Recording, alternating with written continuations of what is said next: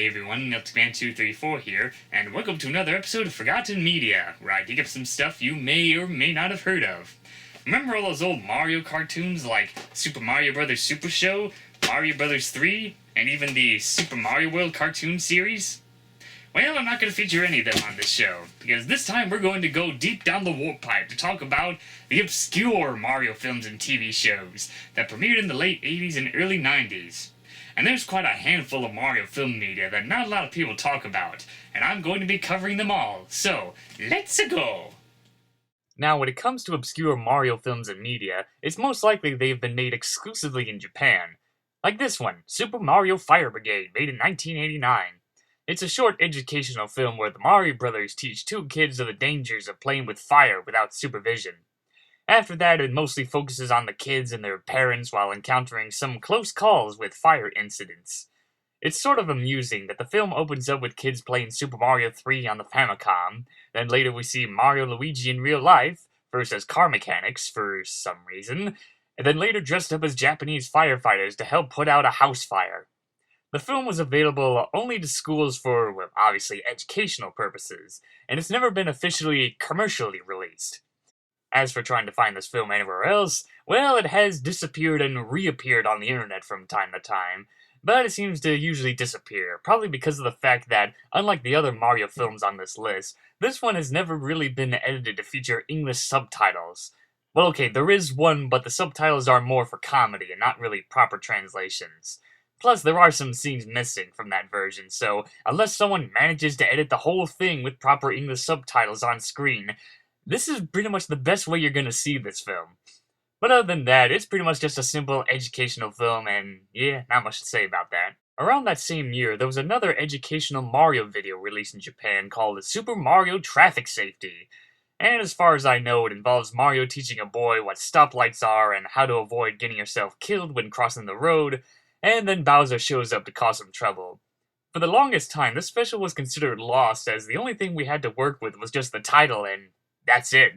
In recent years, some bits and pieces from the special have popped up on the internet, proving its existence.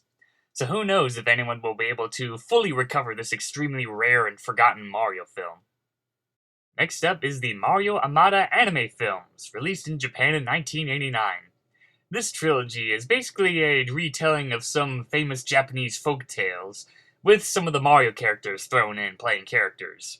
The first story, Super Mario Peach Boy, is about Peach and her Hammer Brother grandparents living a peaceful life until Bowser shows up and takes her away.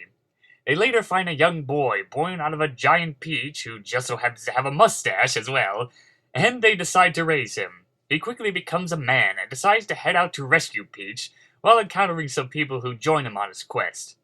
This is probably the first and only time we actually get to see Mario carry an actual gun, which is pretty scary. Although, funny enough, he doesn't really use the gun in the film. It's just there for show or threatening people. The next story, Super Mario the 1-Inch Boy, is about Mario, who is no bigger than a finger, and decides to head out and explore the world. He soon befriends Peach after she rescues him from a bad storm, and later has a fight against Bowser. It's sort of like a story of Tom Thumb, just a little more Japanese, if that makes sense. And the other one is Super Mario Snow White, which is basically the story of Snow White and the Seven Dwarfs, except here we have Bowser playing the evil queen, Peach being Snow White, and the Toads being the Seven Dwarfs. Oh yeah, then Luigi shows up at the end to beat the snot out of Queen Bowser. It's pretty weird, but at the same time I find it entertaining. I like to think of this as the Japanese version of the cartoon segments from Super Mario Super Show. Next up is Mario Kirby Masterpiece Video, another Japan-exclusive educational film released in 1995. It features two stories. The first half is Mario chasing after Wario, who has stolen some valuable items, and the second half involves Kirby helping a puppy find its mother. Unlike the other Mario anime, this one is just still photos and text and nothing else, and yeah, as far as I know, this also doesn't have any proper English translations. The educational part of this cartoon was teaching kids kanji, learning how to use Chinese letters with Japanese, because if there's one thing I've learned from my trip to Japan is that the style of writing is very complicated and not always the same. And that's about it. Not a whole lot to say about this one. It has become extremely rare as it's never been transferred to DVD. So if you really want to watch it and learn kanji, then you'll most likely find it floating around on the internet somewhere. Next up, Mario and Yoshi's Adventureland, that was released for the Bandai Terabiku system, a Japanese interactive toy phone which also had some other games from different franchises, like Dragon Ball Z, Sailor Moon, and Doraemon. Okay, technically this is more of an interactive game, but hey, 50% of this is actual cartoons, so I might as well throw this into the mix. The story is basically an adaptation of Super Mario World. Mario Brothers head out to Dinosaur World to meet Peach, only to find out she's been kidnapped by Bowser, and with the help of Yoshis, they venture out to rescue the princess.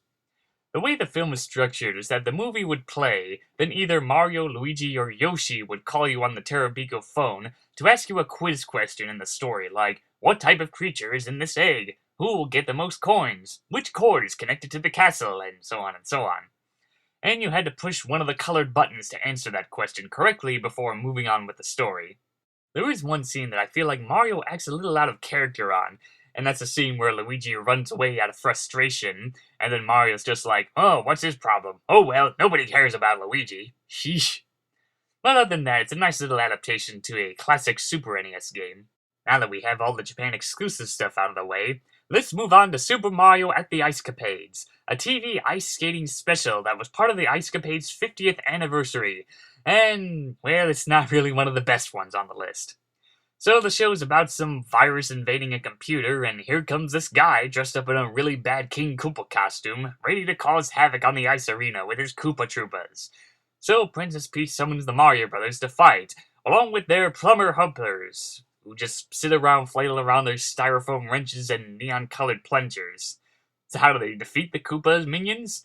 Well, Luigi pulls out this weird black box gun thing and... holy shit, Luigi's packing heat! Okay, now I want to see that happen in the next Luigi's Mansion game. Yeah, Luigi's Mansion 3, BFG edition. So, for their first time on the ice ring, this story's not really that interesting, and the costumes for the Mario Brothers are really creepy. Although I kinda like the costumes for the Koopa Troopas, they're okay. But there you have it, Mario Ice Capades is, well, it was definitely a thing back then. Next up is the Super Mario Challenge that aired during the early 90s, as far as I know. The show was hosted by John Lenahan, dressed up as Fireflower Mario. And the show is just about a kid participating in some tournament rules while playing Super Mario Bros. 1, 2, and 3, from getting the most points to racing to the finish to other assortment of rules. The winner of the round would win styrofoam coins, and whoever had the most would be the champion and rewarded with... nothing. Yeesh, you could have at least given them a special shirt that said, I beat the Super Mario Challenge, or maybe a cap or something like that. Occasionally there is also the Super Mario Tips section, teaching the viewers some tricks to perform in the games, like doing the infinite lives trick in Super Mario Bros., to more basic stuff like how to beat Boom Boom in Mario 3. The show is pretty low budget, with its set being made up of cardboard and styrofoam, and John is the only guy full of energy, while the audience is either quiet or just bored out of their minds. Of course, nowadays, for big gaming tournaments like these, we have live stream gaming. But this was back in the day when TV was the main entertainment, and the internet hadn't fully developed yet. Sure, it hasn't aged well, but it's sort of neat to look back at how Super Mario Bros. Was so popular that it had to have its own tournament TV show. Although never given any official media release, some episodes have popped up on the internet here and there, so it won't be too hard to find them. Next up, King Koopa's Cool Cartoons, a rather strange spin-off to the Super Mario Bros. Super Show that aired on Fox somewhere around 1989 and 1990. No info on how many episodes aired for this show. It's about King Koopa hosting his own TV show alongside his mutated pet Ratso, while showing off some public domain cartoons to a crowd of kids dressed up like Koopa Troopas, and occasionally giving out prizes like the Power Glove. Yeesh. Yeah, live action segments of some guy in a Koopa costume that looks a little better than Mario and the Ice Capades, while showing off random cartoons that don't have much to do with the show and are not even Mario cartoons. I find it weird that it has pictures of the Mario Brothers on his stage, and I don't know, maybe he just puts them up there as throwing dark targets or something.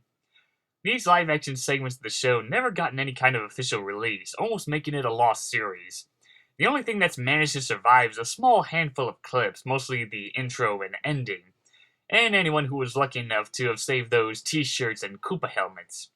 And apparently the reason behind the show's cancellation was one episode featured Koopa reading a letter from an angry kid insulting him, and then he replies back with saying, "You can say all you want about me, but I know where you live, ha ha ha." But that bit of info is only coming from one guy, and not much concrete evidence to support it, so it's mostly just speculation. So that's King Koopa's Cool Cartoons. Just one of those lost pieces of media that makes you wonder what the whole thing must have been. Next up is Club Mario, that premiered in the 90s. It features cartoon segments from Super Show and the Zelda cartoon, while the live-action segments with Mario and Luigi are replaced with Tommy Treehugger and Cool MC, hanging out in their 90s sets saying 90s stuff like "Radical Dude" and showing off 90s extreme skateboarding and surfing and... yeah, this show really loves the 90s. In fact, the only Mario-related thing about the show is just the cartoon segments, while the live-action stuff is just these two guys goofing around, like it's some sort of weird role reversal from King Koopa's Cool Cartoons. There were a few other segments in the show, like Mr. Know-It-All, who's just some guy babbling on about stuff. Then there's the Is It Bogus, where they bring in some guy and they have to tell if he's telling the truth about who he is or if he's lying. Then there's this space alien princess thingy who looks like a reject from Galaxy High, showing off weird episodic clips from her planet or something. Well, during its time, Club Mario was not that well received, and I even heard that Deke Entertainment destroyed all of these live-action recordings for the show, which probably explains why they never got any official home media release. Nowadays, a good chunk of the show's live-action sections have been recovered and pretty much been put on the internet for all to see, so watch it at your own risk. But there you have it, Club Mario! Just another product of the 90s. And finally, we have Mario AllStars that aired in 1994. And honestly, there's not a whole lot to say about this one. It's just a show featuring reruns of the Mario cartoons from Super Show and Mario World. Surprisingly, no Mario 3 on the list, which is lame. I personally think that's the better Mario cartoon out of the three. And that covers all of the obscure Mario films and TV shows. Some of them were interesting and others are not so great. It's amazing how Mario has had a lot more adventures in the world of film and television outside of the more famous 3 Mario cartoons. Now, a lot of this obscure stuff can be found on the internet, and even the Japanese ones have been given English translations, for the most part. Now, there is one specific Japanese Mario anime film that I didn't talk about on this episode, but, we'll save that for another time. So until then, this is Melting Man 234 signing out.